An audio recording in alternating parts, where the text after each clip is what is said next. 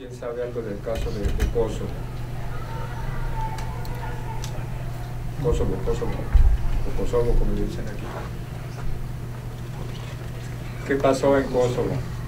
Kosovo era una provincia serbia, gobernada, la población estaba integrada por un 70% de albaneses y un 6-7% de serbios, y el resto, bueno, entre turcos acá, y macedonios, montenegrinos, etc.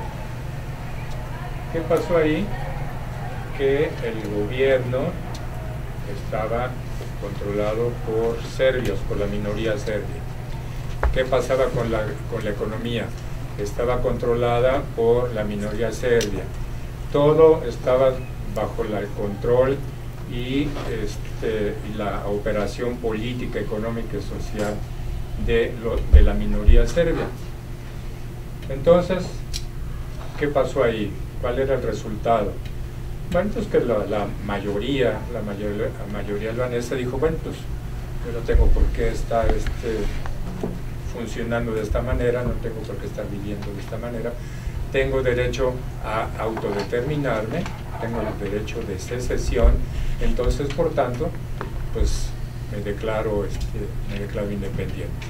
Obviamente, la minoría serbia no lo aceptó, y por eso vinieron estos años de guerra, estos años de enfrentamiento y todo lo que ocurrió después durante varios años, 3-4 años de guerra. Entonces, ¿qué ocurrió en el caso de Crimea? Efectivamente vemos que es un caso muy semejante, que hay una gran mayoría de origen ruso que dice, pues yo quiero independizarme, yo no tengo ningún vínculo político, ni social, ni nada con los ucranianos, yo soy ruso, toda mi cultura, mi lengua es rusa, pues tengo el derecho de autodeterminarme, ¿no? ¿Qué ocurrió entonces? Una gran paradoja. Por el lado de Kosovo, todo el mundo estuvo a favor de la separación de Kosovo de Serbia, apoyaron militarmente, económicamente a los partisanos, a la milicia independentista, el UÇK famosa, en contra del ejército regular de Yugoslavia, de Serbia, y se pasaron 2 o 3 años en guerra, pero siempre apoyados por Estados Unidos, por Alemania, por la Unión Europea, por Inglaterra, etc. ¿Sí? Entonces, pero curiosamente, en Naciones Unidas, por ejemplo, las 2 o 3 resoluciones que aprobó el Consejo de Seguridad sobre Kosovo, no reconoce, no hace ninguna alusión al derecho de autodeterminación, ni de secesión, ni de independencia, ni de nada. Siempre, si ven las resoluciones de Naciones Unidas, hay un respeto a la integridad territorial de Kosovo. ¿Sí? Entonces, ¿qué ocurre en el caso de Ucrania? La Unión Europea, Estados Unidos dice no, lo que ha hecho la comunidad prorrusa o la comunidad rusa de Crimea no es válido, es atentatorio del derecho internacional, no tiene el aval internacional para independizarse. Entonces hay una contraposición con relación a Kosovo, que era lo que argumentaban los rusos, ¿no? Porque en el caso de Kosovo sí aprueban y sí apoyaron la independencia, en el caso de Crimea no. ¿Por qué no? ¿Verdad? El caso es que en una operación fast track, 15 días, sacaron la independencia, sacaron la anexión, inmediatamente el Parlamento crimeano aprobó una resolución de anexión inmediata a Rusia, y en cuestión de días resolvieron el problema. ¿Cuál es la situación actual de Crimea? ¿Quién me puede decir qué está pasando ahorita en Ucrania, en la zona de Crimea? supongo que estarán leyendo los diarios, los periódicos, estarán dando seguimiento al tema.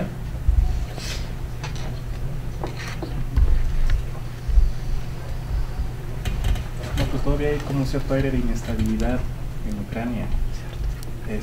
Todavía hay muchas, bueno, no tantas revueltas como antes, pero todavía hay cierta presión del ejército ruso sobre ciertas regiones en Ucrania. O sea, es más oculto, es más difícil saber noticias tan concretas de ahí, pero o sea, la situación no se arregló al 100%, todavía hay cierta inconformidad de ciertos prorrusos y ciertos ucranianos. Sí. ¿Perdón? Que la ex primer ministra Yulia Timoshenko estaba haciendo ya un llamado a referéndum para ver si se podía ingresar a la OTAN, que es algo que tampoco como que también causaría muchísimo conflicto si Ucrania entra a la OTAN, porque hay mucha inestabilidad en las fronteras y algunas regiones que son separatistas. Este tema de la OTAN es muy interesante.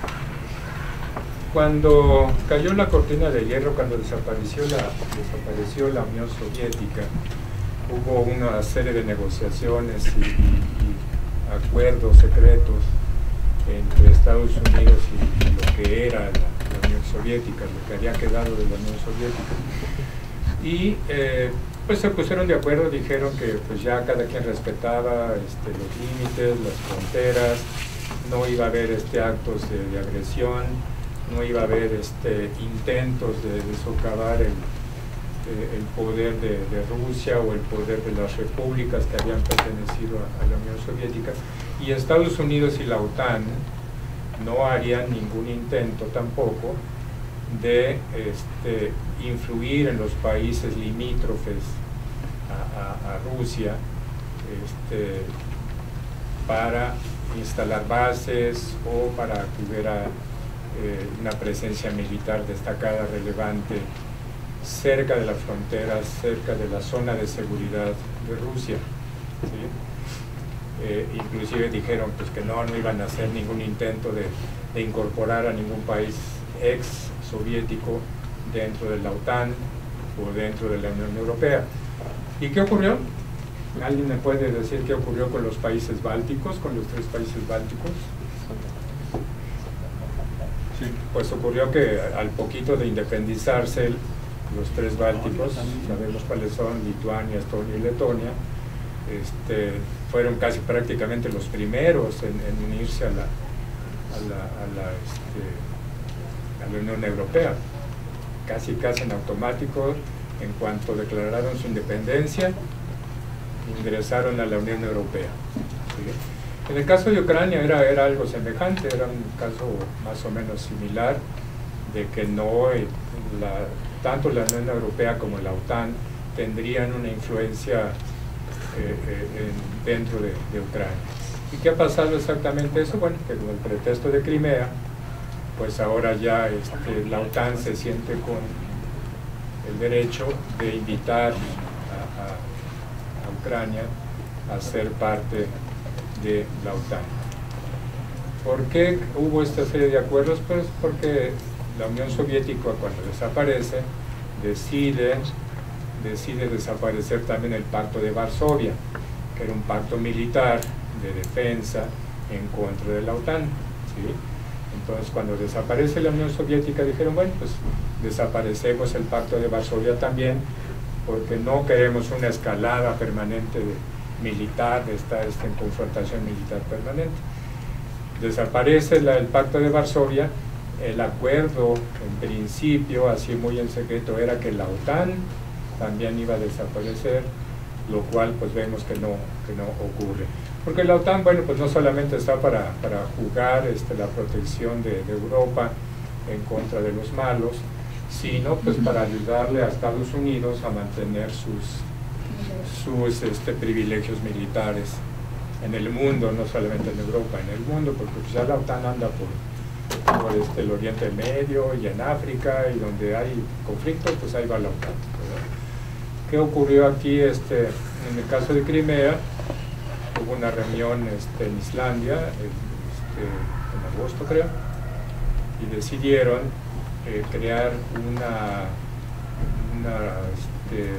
unidad de reacción inmediata para confrontar cualquier emergencia que tuviera la Unión Europea, la OTAN, perdón, o que tuviera algún país que requiriera el apoyo de la OTAN en una emergencia inmediata de, no sé, 3-4 días.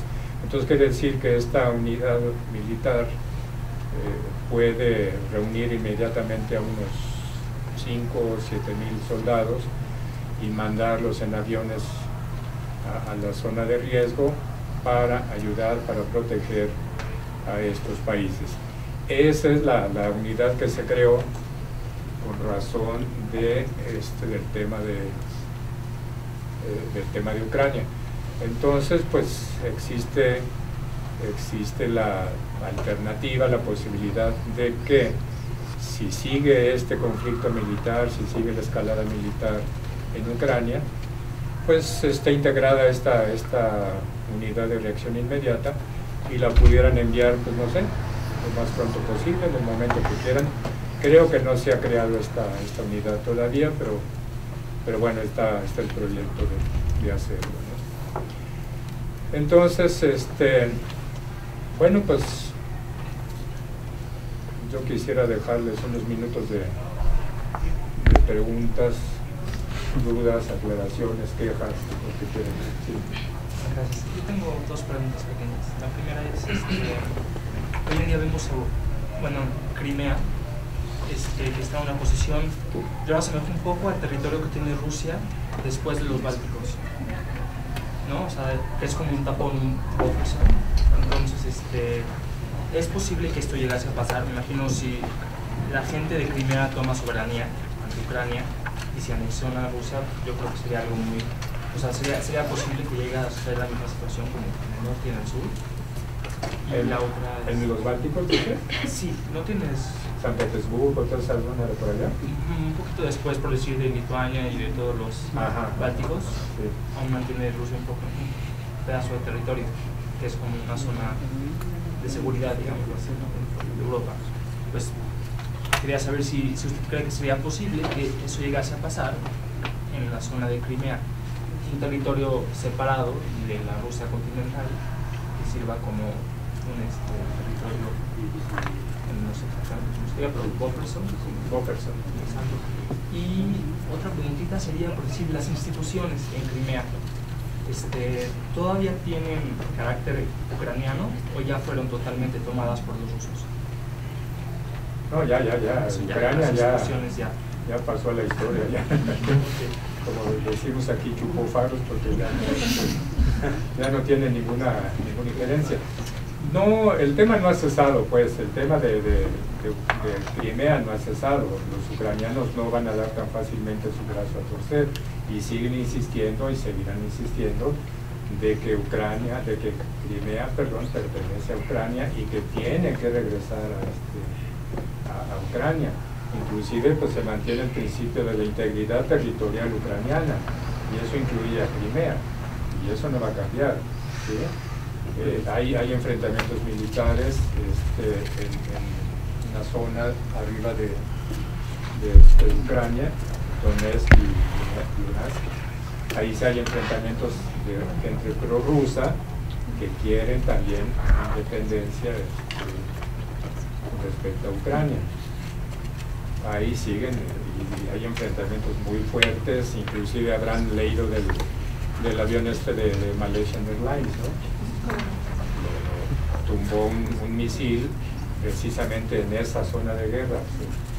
¿Cómo se les ocurre seguir permitiendo aviones civiles pasar por una zona de guerra? Es alucinante, pero bueno. El caso, pero bueno, ahí siguen los enfrentamientos, hay negociaciones políticas, se supone que se iban a establecer 2 o 3 alto al fuego, cese al fuego, mismos que no se han respetado, siguen los enfrentamientos, pero yo creo que a la postre pues van a tener que ceder. No es fácil para nadie renunciar a una parte de su territorio, pero pues ya es un hecho consumado también, ¿no?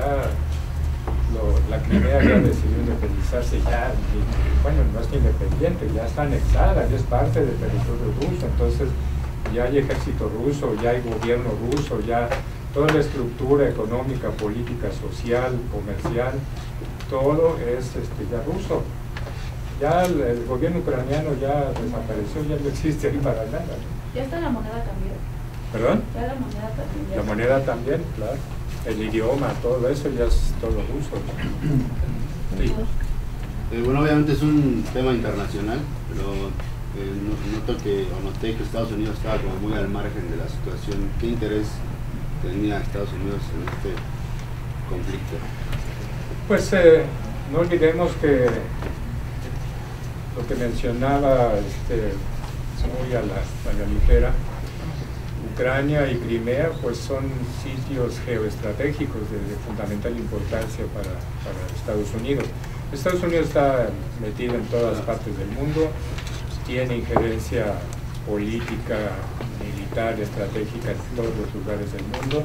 No olvidemos Kosovo, que curiosamente alcanzó su independencia y de un día para otro, en forma extraña, aparece una base americana. Entonces es un poco extraño esto, ¿no? Pero sí, Estados Unidos está involucrado en el tema. Es un tema geoestratégico que le interesa mucho, la expansión de la OTAN, la expansión de la Unión Europea, y entre más le quiten, le vayan mordiendo a Rusia, le vayan mordiendo territorios, países, lo que sea, pues es mejor, pues nunca se han llevado bien nadie con los rusos, no sé por qué, pero a través de la historia no hay ningún algo que vincule sentimentalmente, afectivamente a Rusia con Europa, ¿no? ¿Cuál sería la reacción de los rusos si posiblemente se anexara a la OTAN? ¿Perdón? Si Ucrania se anexara a la OTAN, ¿cuál será la posible reacción de Rusia? ¿La posibilidad de qué? La posible reacción, o sea, ¿cómo reaccionaría Rusia? No, pues no quiere. No quiere. Y una de las razones de la anexión de Crimea es esa, ¿no? Que no quiere porque se fue a un acuerdo y se siente traicionado por Estados Unidos. ¿Sí? De que había un acuerdo de que no se iban a meter desde los Estados Unidos hasta allá, no iba a haber más deseo de la Unión Europea y de la OTAN de meterse ya tan a fondo a territorios que antes habían pertenecido a la Unión Soviética y que son la frontera de seguridad de Rusia, ¿no? Ese había sido un acuerdo, entonces se siente desplazado, traicionado de que no se haya cumplido ese acuerdo, ¿no? Y obviamente pues no le conviene tener bases militares de Estados Unidos allí a la vuelta de la esquina. No olvidemos la crisis de los cohetes del octubre en Cuba y en Turquía, pues fue eso, ¿no? Todo se debió a eso. Sí. Sí, perdón, una pregunta. En términos de la integración a la Unión Europea o de las posibilidades que pudiera tener eventualmente Ucrania de entrar a la Unión Europea, visto a la luz de un esquema de negocios y de expansión monetaria y financiera en el contexto europeo, ¿qué tan factible es que Ucrania entre a esta estrategia o quede al margen de esta vinculación que podría darse más fuertemente entre Asia y Europa, no solamente en materia política o jurídica, sino también en materia de negocios y económica? Yo creo que a la postre Ucrania pertenecerá a la Unión Europea. Yo creo que es un camino ya muy trazado, muy definido. No creo que haya vuelta atrás en eso, ¿no? Eso le conviene mucho a Ucrania y le conviene mucho a la Unión Europea. Ucrania es un país riquísimo, es un país con un potencial industrial, económico, agrícola impresionante. Entonces, eso no creo que vaya a cambiar las cosas. En el caso concreto de México, pues México debería de tener ya un plan, un diseño de plan con respecto a Ucrania, ¿no? El futuro de Ucrania, ¿no? Como lo tiene con respecto, como lo tuvo con respecto a Serbia, por ejemplo. Entonces, pues todos los países del mundo tienen que estar claros de que Ucrania, el destino de Ucrania es la Unión Europea y ahí sí no hay vuelta atrás. Entonces, pues tendrá que negociarse Crimea por la Unión Europea, ¿no? Crimea para Rusia y Ucrania para la Unión Europea, con todo lo que eso implica, porque hay millones de negocios, millones y millones de dólares involucrados en el comercio bilateral, Ucrania-Rusia, Ucrania-Unión Europea, es impresionante. Estamos hablando de 300, 400 mil millones de dólares de intercambio en esa zona nada más. Entonces, sin dejar de mencionar el gas, sin dejar de mencionar el petróleo, sin dejar de mencionar que se están haciendo anuncios de que Crimea está sentado en un barril ahí inmenso de petróleo y que tiene gas, bueno, pues para aventar para arriba para los próximos 200 años. Entonces, ¿qué le queda a la gente? Pues ni modo, van a tener que hacer negocios y van a tener que hacer ya relaciones de intercambio comercial mucho más afinados y ya más desarrollados, que va a llevar su tiempo, que van a seguir discutiendo el tema de Crimea, pues eso sí. Pero creo que a la postre va a funcionar así, ¿no? Para llegar a ese nivel. En cuanto a esta pregunta de esta zona de los Bálticos,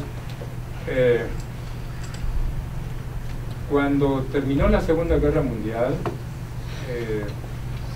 una de las condiciones que puso Stalin, que puso la Unión Soviética, era que tenía que haber una repartición territorial favorable a la Unión Soviética, porque era la que en realidad puso casi todo en la guerra, ¿no?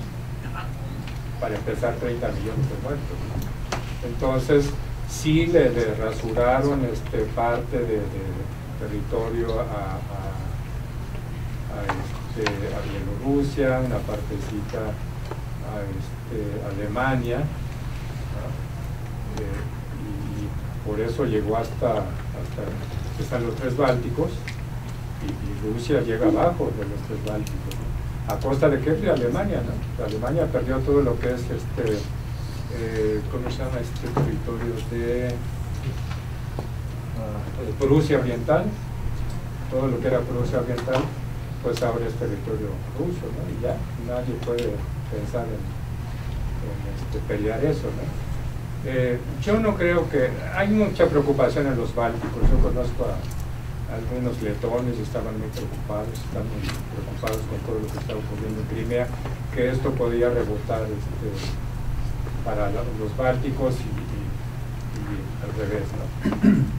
Pero yo no creo que puedan todavía pensar en estas circunstancias. Sí, otra pregunta.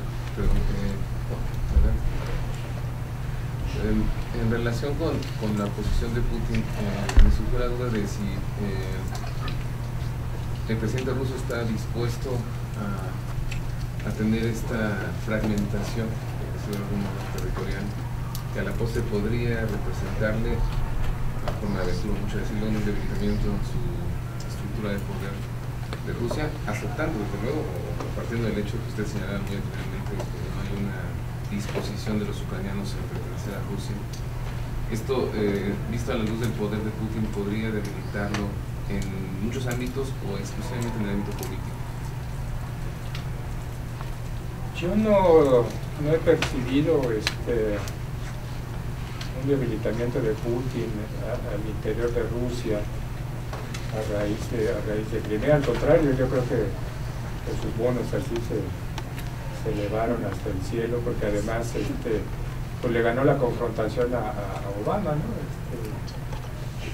Le sacó la vuelta y le ganó, le ha estado ganando la partida, ¿no? A nivel interno creo que los rusos están muy complacidos con Putin en este sentido. Sí puede afectarle el hecho de la economía, de la situación económica que se le agrave, pues porque pierden dinero, porque dejan de haber inversiones, deja de haber comercio. En ese sentido sí puede afectarlo. Pero bueno, pues por lo pronto se están poniendo las pilas y están buscando otros mercados en Asia, en Medio Oriente, en América Latina, en Sudamérica concretamente. Están buscando sustitutos de lo que le hace falta a Rusia, ¿no? Por ahí podría haber algún voto de castigo para Putin en el tema económico, ¿no? El tema político creo que está muy firme todavía. ¿Qué crees tú? Bueno, ya como punto histórico, bueno, en el contexto histórico como punto de referencia, ¿cómo crees que, bueno, esto haya influido en otras naciones? A ver, si al que sea, a que haya sido bueno, un éxito de la nación como para separarse del país. O sea, con respecto también con lo que fue de Escocia, creo que haya tenido esto que ver, o sea, y así como con los catalanes, etcétera. O sea, si los está como comentando, inspirando. Pues está, el tema de Escocia fue muy interesante y los escoceses más o menos iban en el sentido de independizarse, ¿no?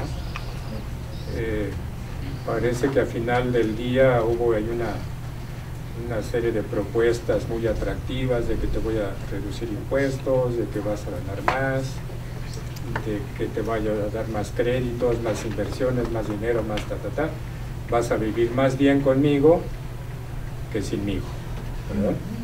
Entonces eso fue un poco el gancho para los escoceses y finalmente pues salió el voto negativo, ¿no? Muy importante, unos 8 o 10% de diferencia, ¿no? Cuando se esperaba que el sí iba a prevalecer también por muy escaso margen. En el caso de Cataluña, pues es un poco el mismo sentido, ¿no? Es ahora en noviembre el referéndum, la consulta por la independencia. Ahí sí no hay interés de anexionarse a otro país o a Francia o a alguien más, no. Aquí se trata de una independencia, un país nuevo, totalmente libre y soberano. Y pues vamos a ver también, es muy atractivo decirle a la gente, oye, pues vas a ser independiente, vamos a tener esto y aquello. Depende mucho de los nacionalismos también, depende mucho de cuán nacionalista sea la gente de esta zona, de esta región, ¿no? Los catalanes ciertamente les gusta mucho la independencia y son muy catalanes, pero pues también les gusta vivir muy bien, igual que los escoceses. Pero por ejemplo, en esos dos casos, digamos que los catalanes, o sea, por sí solos no se podrían como mantener, pero por ejemplo en el caso de Quebec, que sí tiene todas las posibilidades económicas, hay más bien a que no le conviene sacar todo Canadá, que se separe Quebec. Pero, por ejemplo, ahí también sería independizarse, no anexarse. O sea, sería más que nada como que la idea de que Crimea realmente nunca fue la idea de ser independiente, siempre fue la idea de anexarse. Porque pues, independientemente no se podría como mantener. Sí, sus dificultades, exactamente, sus posibilidades de sobrevivencia individual solo de Crimea son limitadas. Tiene pesca y tiene muchos recursos, pero sí iba a tener ciertamente más dificultades. En cambio, pues una gran población rusa, muy rusa en todos sus sentidos, pues dice, no, yo para qué quiero ser independiente y soberano, ¿no? Yo quiero anexionarme, yo soy ruso y quiero pertenecer al territorio ruso, ¿no? Entonces en ese sentido sí tenía una razón histórica, ¿no? Política, lingüística, económica para pertenecer a Rusia, ¿no? ¿Alguien me había pedido por ahí? ¿Cuál es la situación de la minoría de los ciudadanos ucranianos en Crimea? Es decir, o sea, ¿se regresaron a Ucrania o sufren algún tipo de discriminación o qué es lo que está sucediendo con ellos? Muchos ucranianos sí han regresado a Ucrania, muchos se han regresado como refugiados a Ucrania, muchos se quedaron. Hay casos de discriminación, hay casos de rechazo a la gente ucraniana que se ha quedado en Crimea, pero pues otros también no se quejan, dicen que están muy contentos, que nos han tratado bien. Entonces pues ahí depende mucho de cómo te va en la feria, ¿no? Pero hay un poco de todo, ¿no? Un poco de todo. Sí, embajador. ¿Qué pasa con la minoría tártara? Que esos son los verdaderos son los verdaderos habitantes de Crimea por siglos y siglos, ¿verdad? Eso es una cosa muy importante, porque no es nada más la minoría ucraniana, que nunca ha sido minoría ucraniana, porque ahí el proceso de rusificación durante el imperio ruso y durante todo el imperio soviético, pues fue sumamente importante. Y yo creo que en este caso el nacionalismo ruso es el que ha incidido en esta cuestión, más que nada. Porque acuérdese que en 1957, con la desaparición de Stalin, a Khrushchev se le ocurrió devolver a Ucrania Crimea. Se lo regaló, ¿no? Bueno, pues eso dicen algunos que se lo devolvió, porque siempre fue ucraniana. A Ucrania porque se habían portado muy bien en la guerra, pero... No, ¿sabe por qué? No los tártaros, no me refiero a los tártaros. Hay una cosa que es muy importante. Cuando Stalin hizo el proceso de colectivización del campo, murieron 15 millones de familias por las hambrunas que provocó Stalin. Y como Khrushchev era ucraniano, quiso reivindicar un poco, o más bien compensar a Ucrania, regalándole Crimea. Así es. Es un hecho histórico. A la muerte de Stalin, Khrushchev toma el poder. Khrushchev había, como bien dice el embajador, era ucraniano, pero había sido comisario político durante la guerra, había sido comisario político de toda esta zona. Entonces, fue, como dice el embajador, pues un regalo, y efectivamente fue un obsequio regresarle la Crimea. La Crimea fue durante muchos años gobernada por el sultanato otomano, no directamente por los sultanes, pero sí por representantes de ellos. Hasta el 1700, 1800, que ya se retiraron, hasta que llegó el fin de la Primera Guerra Mundial, desaparece el Imperio Otomano, entonces es cuando ya los rusos toman definitivamente control sobre Crimea. Díganme usted. Sí, es en razón a lo que decía el profesor, porque en efecto, en 2012 a la fecha, cuando uno visitaba Crimea, en balnearios, lo que hablan es ruso. Aunque sea el cirílico, hay una leve distinción entre el ucraniano y el ruso. Cuando uno va por la carretera, independientemente de que está el cirílico, es el que se respeta, mucha población dice uno, bueno, ¿qué es Ucrania o es Rusia? Y entonces yo siento mucho que tiene que ver, independientemente, perdón por haber llegado tarde a su plática, pero considero que ha de haber comentado, desde el 2013, fíjese, octubre del 2013, se estaba hablando de Ucrania que iba a entrar a lo de la Unión Europea, como comentario. En enero del 2014 ya se empiezan a hacer esas pláticas. En mayo de 2014 Putin empieza a hacerlo tratar de hacerlo del referéndum, y se logra. Pero se logra porque hace ese referéndum donde usted comentaba, profesor, que 65%, yo tengo el dato de que supuestamente es el 70 al 75% de población que en efecto es originaria rusa, que habla ruso. Y 5%, profesor, ya son, cuente, de miles de casas.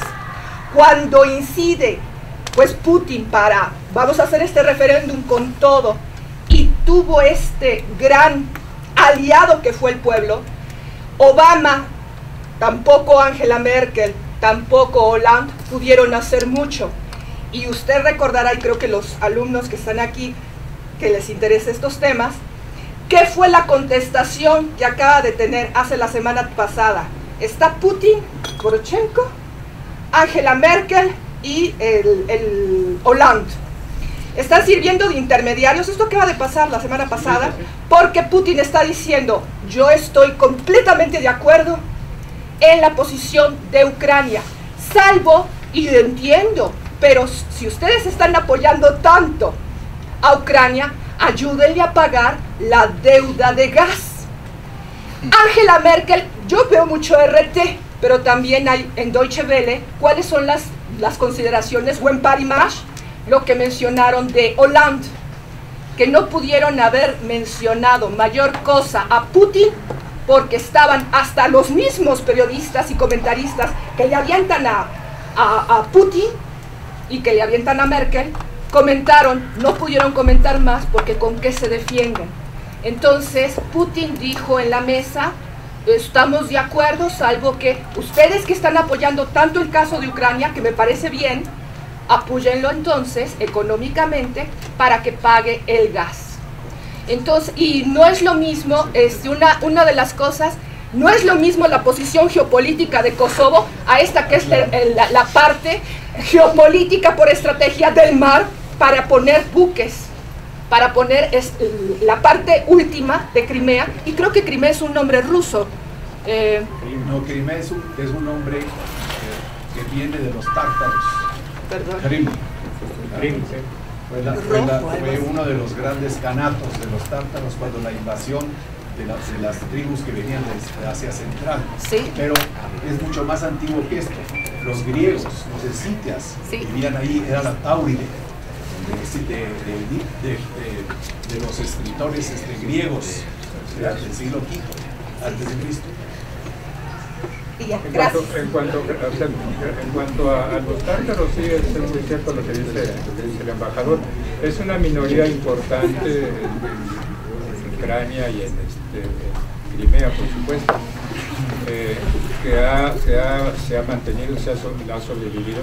Le fue muy mal a los tártaros durante el periodo de Stalin, del periodo comunista, porque sobre todo cuando viene la invasión alemana, ellos se sienten más protegidos con los alemanes y se acercan más al ejército alemán en contra de los comunistas. Ahí lamentablemente, bueno, pues llegaron con los alemanes como dioses que eran, ¿verdad? Agarraron a los tártaros pobres y los pusieron a producir en condiciones de esclavitud. Pero el ejército alemán no los ayudaron, no les hicieron el menor caso, salvo uno que otro caso, pero en la mayoría de los casos los trataron muy mal a los tártaros, y los casi trataron en condiciones de esclavitud en los campos de concentración y en los centros de producción militar. Termina la guerra y pues viene la revancha de los comunistas y les fue muy mal a los tártaros. La gran mayoría terminó en el Gulag allá en Siberia, muchos murieron en campos de concentración, en fin, les fue muy mal, pero entiendo que ahora pues ya son otros tiempos y son otras circunstancias, y los tártaros pues ahí se mantienen como uno de los pueblos más antiguos, más relevantes, de mayor influencia cultural en la región. Embajador, me permitiría dos comentarios nada más. Primero, apreciarle mucho su excelente ponencia. Yo estoy cierto que los muchachos han aprendido mucho de lo que hoy ha comentado, y hacer una pequeña pregunta para darle contexto a los jóvenes. Tratamos en el programa de vincular la parte internacional con la parte política exterior de México. Bien dijo usted hace algunos minutos que este tema de Rusia hacia Crimea se trató de una anexión, un tema jurídico dentro del derecho internacional. Para los que tenemos esa formación jurídica, creo que es importante contextualizar. Y la pregunta es muy concreta y con eso cerraría. ¿Cuál ha sido la posición del gobierno mexicano sobre esto? ¿Nos la puede compartir? Pues entiendo que no ha habido un pronunciamiento así muy categórico, muy específico sobre el tema de Crimea. No, México reconoce el derecho de autodeterminación, inclusive está en nuestra Constitución como uno de los capítulos de política exterior de México. Más sin embargo, en el tema de Crimea no ha habido un pronunciamiento así a favor de la anexión de Crimea o en contra, exactamente, no lo ha hecho. Sí. Hace unos meses, en la Asamblea General de las Naciones Unidas, se realizó una votación en donde México votó a favor de una resolución que lo que hace sí es condenar, por lo menos políticamente, la anexión de Crimea. Entonces creo que eso sería, pues, parte de una posición ya oficial. Es parte de una resolución de la Asamblea General el año pasado justamente, porque todavía en esa época no se daban la situación de la anexión y del fast track y de todo esto con que operó Putin la anexión de Crimea. Apenas estaba en esos escarceos jurídicos, políticos, militares, cuando se aprobó esta resolución. Pero México no quiere hacer un pronunciamiento así muy claro, muy categórico. En el caso de Kosovo se opuso a la independencia de Kosovo con argumentos legales, diciendo que el Consejo de Seguridad no tiene facultades para determinar la creación de un Estado o la formación de un Estado, cómo debe integrarse, cómo debe formarse políticamente, socialmente. El Consejo de Seguridad no tiene esa capacidad y México no se la reconoció, por eso México no acepta la independencia de Kosovo. Y en el caso de Crimea, pues ha sido un poco también entre dos aguas, ¿no?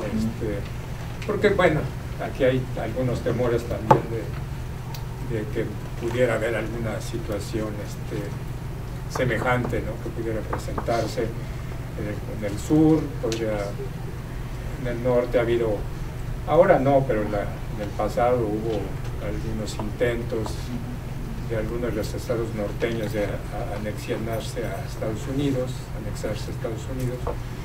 Entonces, pues México tiene ciertas precauciones en ese tema, aun cuando constitucionalmente sí reconoce la autodeterminación de los pueblos.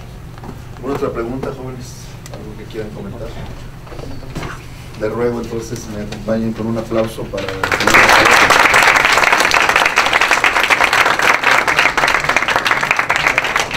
Y en nombre de nuestro rector le entregamos un reconocimiento al embajador.